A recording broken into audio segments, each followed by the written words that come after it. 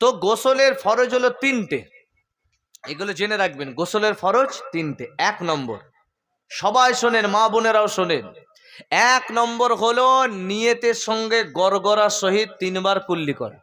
ওয়াজ ঠিক হচ্ছে তো? আচ্ছা, এই হ্যাঁ বললেই হবে, ঠিক আছে? আচ্ছা ঠিক আছে। গোসলের ফরজ তিনটে, নিয়ত করে গড়গড়ার সহিত 3 বার কুল্লি করা। নিয়তটা কেমন করবেন? নাওয়াইতু আন গুসলান লিরাফিল জানাবাত।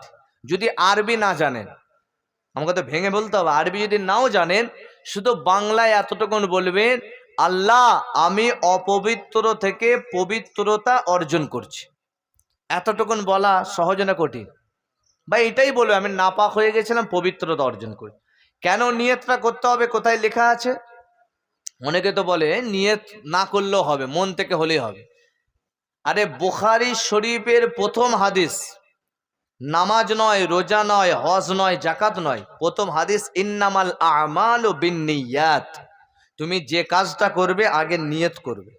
এবার নিয়তটা আপনি আরবি না বলতে পারলে বাংলাতে বললেও হবে। আল্লাহ তো আমাদেরকে বাংলা ভাষীর মানুষ করেছে। আপনি হিন্দি ভাষা হিন্দিতে বলবে, যে ইংরাজি জানে ইংরাজিতে বলবে, যে আরবি জানে আরবিতে বলবে। তো আপনি প্রথমে নিয়ত করেই 3 বার গড়গড়া সহিত কুল্লি করা, 1 নম্বর ফরজ। দ্বিতীয় নম্বর ফরজ হলো নাকের নরম মাংসে পানি পৌঁছানো। একটু পানিটা জোর করে দিয়ে হাতের কড়ি আঙুল আর শাহাদত আঙুল দিয়ে নাকের ভিতরটায় ঢুকিয়ে নেবে, এটা 2 নম্বর ফরজ। আর 3 নম্বর ফরজ হলো মাথা থেকে নিয়ে পা পর্যন্ত পুরো কমপ্লিট, একটা পশমও যেন শুকনো না থাকে, একদম সবটা ধুয়ে নিয়ে 3 নম্বর ফরজ। বলেন এই যে 3টে ফরজ বললাম, সহজ না কঠিন? খুবই সহজ, মানে একদম সিম্পল জিনিস, কিন্তু জানার জন্য আমার সারা জীবন নাপাকি থেকে যায়, তাই তো? এবার যখন ওইভাবে গোসল করবেন, লাস্টের যে পানিটা 1 হাত দূরে সরে যাবে।